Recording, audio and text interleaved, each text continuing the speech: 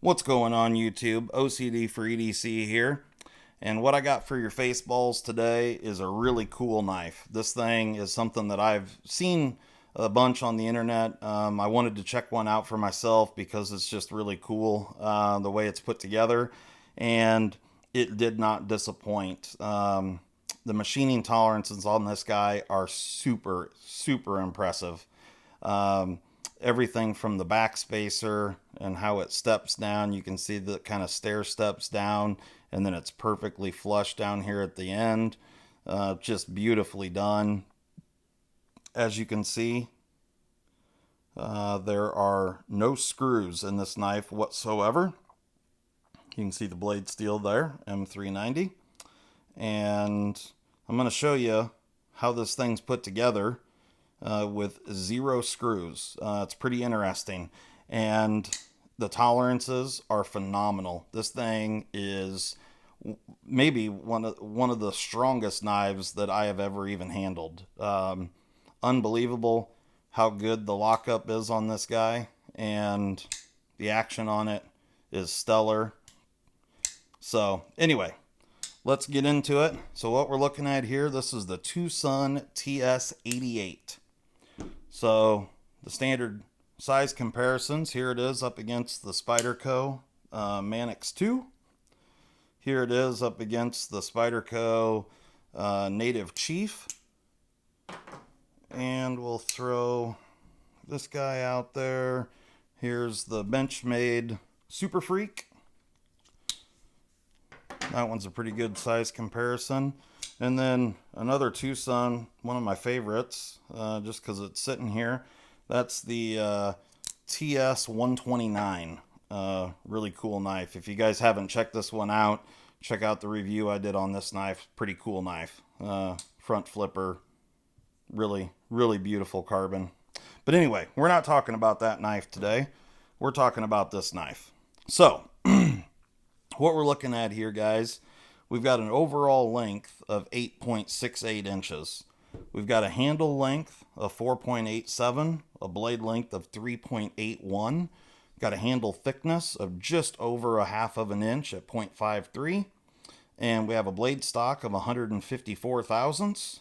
Behind the edge thickness, it's very thin behind the edge for how thick that blade stock is, but it's 15 thousandths behind the edge. So you can see that secondary bevel on there is very small.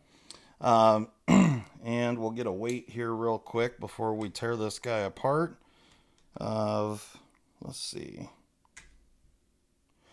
4.873 ounces. So just shy, a little bit shy of 5 ounces. I understand that is a little on the heavy side for, a little bit under a 4-inch blade, but there is no internal milling on this guy. And so, the solid titanium scales, you can see they're kind of dished out right here, and there is a few, different angles on them. You do have this milled out area for your finger to land with the flipper tab. Super comfortable. And you've got really nice cutout there for the lock bar.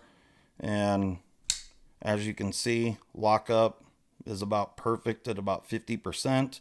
You do have a hardened steel insert with a ceramic detent ball. It is riding on ceramic ball bearings.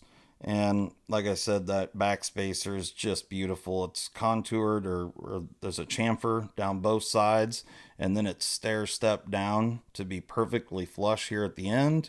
And then you have kind of some jimping across the back there with an oval shaped hole there. You have the same oval shaped hole right here. And you can see the pin back here that's holding the back of the knife together. You have this pivot pin right here. And they also ship this tool. So here's the tool to disassemble the knife. I'm assuming, I guess the holes are just there to lighten it all up, but there's some pretty impressive machining on this little tool. They cut all those angles and stuff on there. And then you can see it's kind of that same oval or D shape, and it's got a hole going down through it. So pretty cool the way that that's made. So anyway, we're going to tear this guy apart real quick.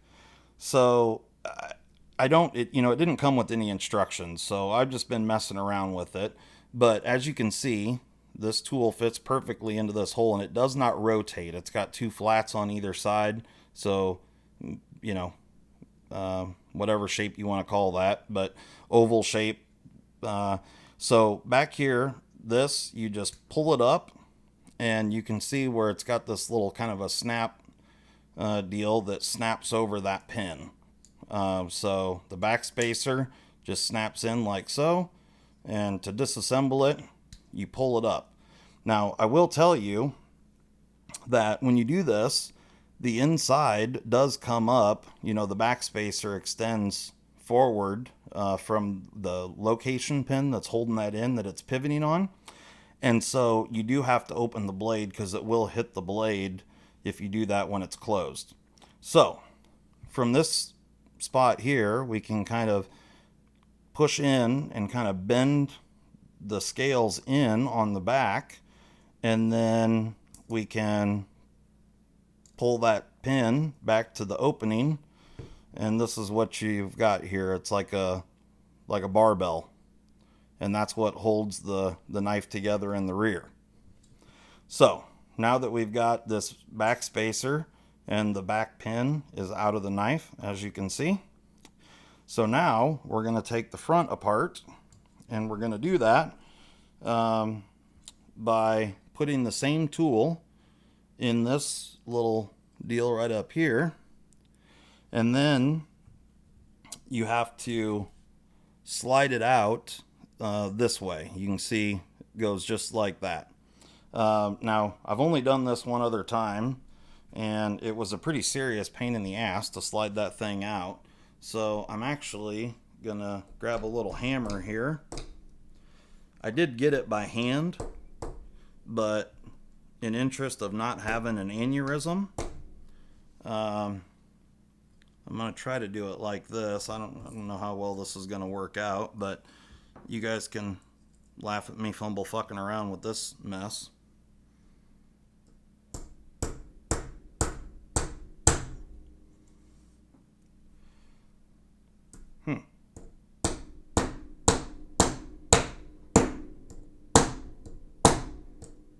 Oh, and of course it went, oh, there's the part. My tool went flying across the room here.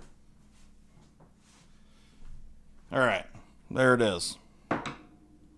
Okay, didn't damage anything. Beautiful. All right, so here's the piece that keeps everything together, and just the machining tolerances on this guy is super, super impressive. And you can see that little fork that sits around this pivot here. So all right, here we've got the stop pin. Thing is, the tolerance is, like I said, just super tight. So you can see here we've got the hardened steel insert, and you've got the ceramic ball. You've got the standard TwoSun washers that have the track milled into them. You do have an over travel stop there, and I have not taken the hardened steel insert out, but it does appear that it just slides on. And I don't know if it would take putting a punch in that little hole and driving it off that direction. I'm not sure. I haven't taken it off, but that's what it looks like on the outside and the inside there. So really cool. It's just something totally different. And then you can see where that keeper slides in. You can see the machining lines there, the grooves that it lines up with to slide in and capture that pivot. But like I said, there's no internal milling, but really, really nicely done. And then of course, here's your back spacer and the pivot pin for it. And then here's your blade with the ceramic nylon cage ceramic bearings. And here's your pivot. So you can see the area there where that little keeper goes in to keep everything together. And then of course, here's your other scale, your nylon bearing. There's your relief cut there for the lock bar access. So pretty interesting, pretty cool design, super well made. I'm really kind of blown away with the quality and how tight this thing is. I was not expecting that. Pretty unbelievable, honestly. Just super impressed with how tight everything is. I can't stress that enough. Just the lockup and just, for not being able to tighten screws down, it's pretty unreal. So you can see here, you do have on this stop pin, you've got a flattened side here and then this rounded side on the stop pin. So the flattened side goes down into the non-lock bar side, or the show side scale, I should say, non-lock bar side. Anyway, and then we'll throw this guy back in here. We'll leave that just like that. Our bearings on, our bearings still on. Oh, you do have a nice detent ball ramp, and you can see the detent track there. And yeah, just really well done. And I guess I didn't say this before, but this is a night morning design. And then I'm pretty sure I did say it, M390 blade steel. So kind of a sheep's foot style blade. Pretty cool. All right, so I'm going to slap this guy back together here.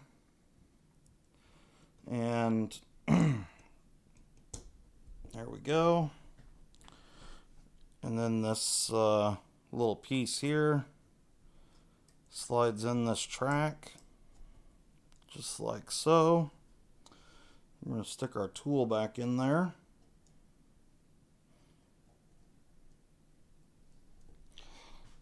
And then, there we go.